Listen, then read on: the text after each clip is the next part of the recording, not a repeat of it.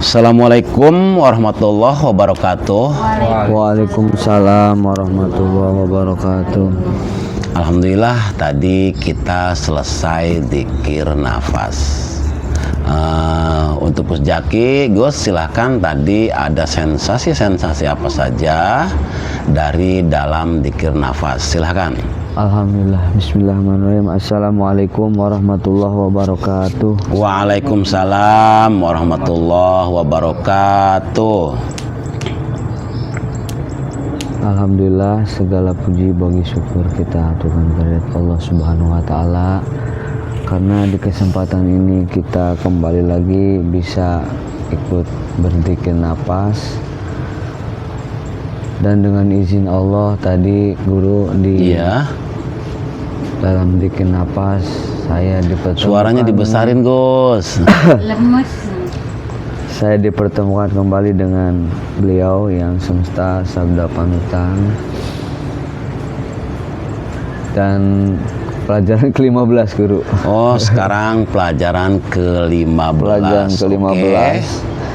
Saat itu posisinya sekarang berada di gunung guru. Oh, di pegunungan. Di puncak gunung yang di puncaknya aja. Oh, ketemunya di gunung di puncaknya. Kalau ya? tadi malam di laut, sekarang tadi malam di laut, di pesisir ya, di empang-empang, ada gubuk di situ. Iya. Kamu diberikan pelajaran yang ke-14 ya, yang kemarin, sekarang yang ke-15. Posisinya yang di gunung. ke-15 itu posisinya di puncak gunung ya. Puncak gunung. Oke. Pelajaran ke-15 yang hadirnya diantaranya, Gus? waktu itu yang di gunung yang sekarang? Cuman saya sendiri guru. Oke. Yang di gunung sendiri guru. Pelajaran ke-15 beliau memulainya. Ketika kita berada di puncak gunung yang tinggi, dan pandangan kita tertuju pada sekelilingnya, maka penglihatanmu akan melihat kecil sekali ke sekelilingnya. Iya, apapun yang kamu lihat itu akan terlihat kecil ketika kamu sudah di puncak. Oke. Ketahuilah, orang yang tinggi hati adalah orang yang tinggi hati atau ketinggian hati adalah sebuah penyumbat guru. Iya. Sebuah sumbatan antara hamba dengan makhluknya. Sumbatan antara hamba dengan makhluknya. Ketika dibiarkan maka makin tersumbat hingga tak ada celah cahaya yang masuk ke dalam dirinya. Oke, karena sudah terbiasa melihat orang lain kecil ya. Oke.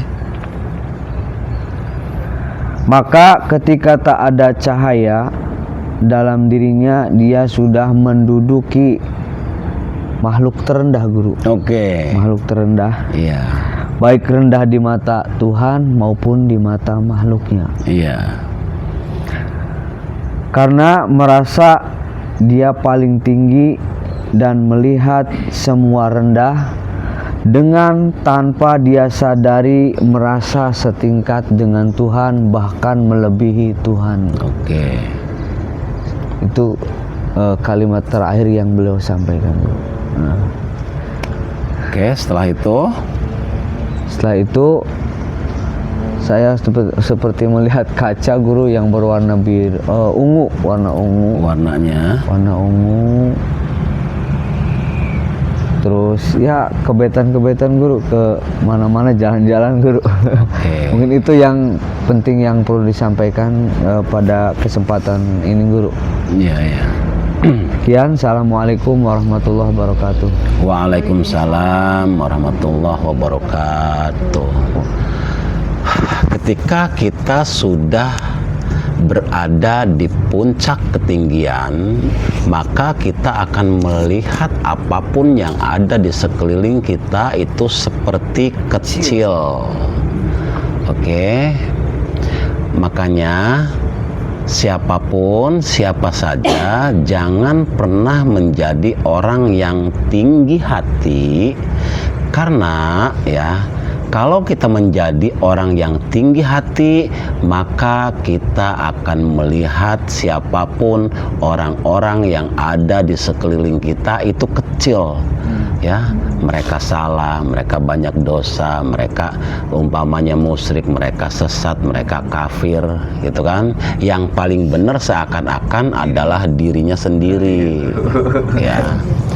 Tanpa disadari, ya, ketika kita merasa sudah ada di ketinggian dan melihat orang lain adalah kecil, ya, berarti tanpa kita sadari kita berada di wilayah kerendahan yang serendah-rendahnya, gitu.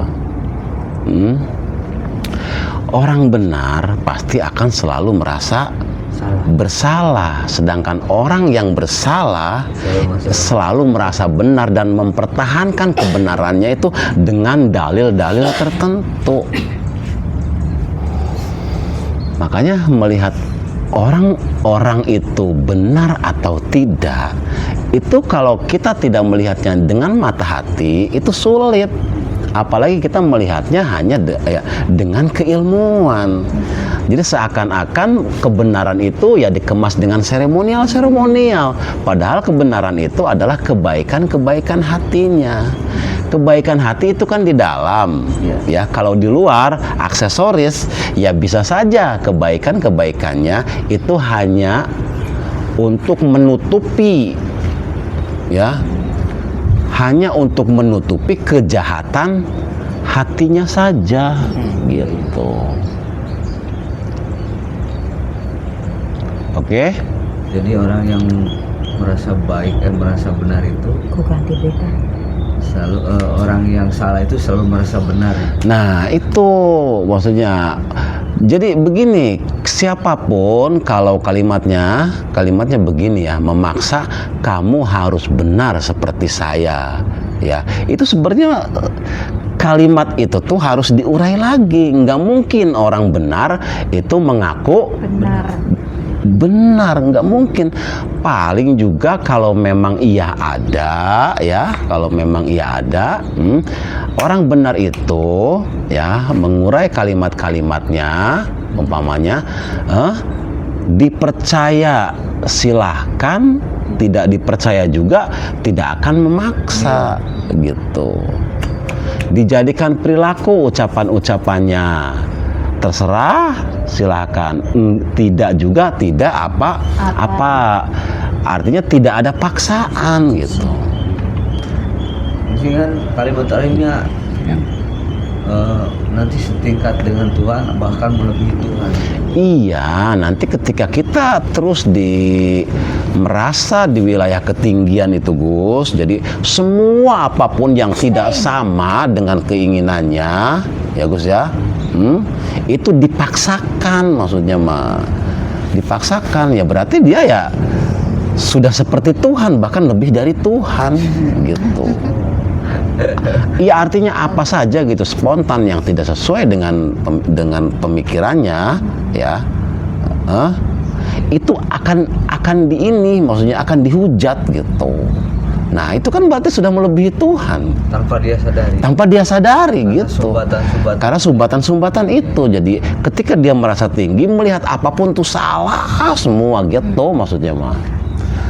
Dah, untuk kajian yang keberapa tadi? 15. Ke kajian yang ke-15 cukup. Sekian saja, semoga ada manfaatnya. Wabillahi taufik wal hidayah. Wassalamualaikum warahmatullahi wabarakatuh. Waalaikumsalam warahmatullahi wabarakatuh. Habis batu ini.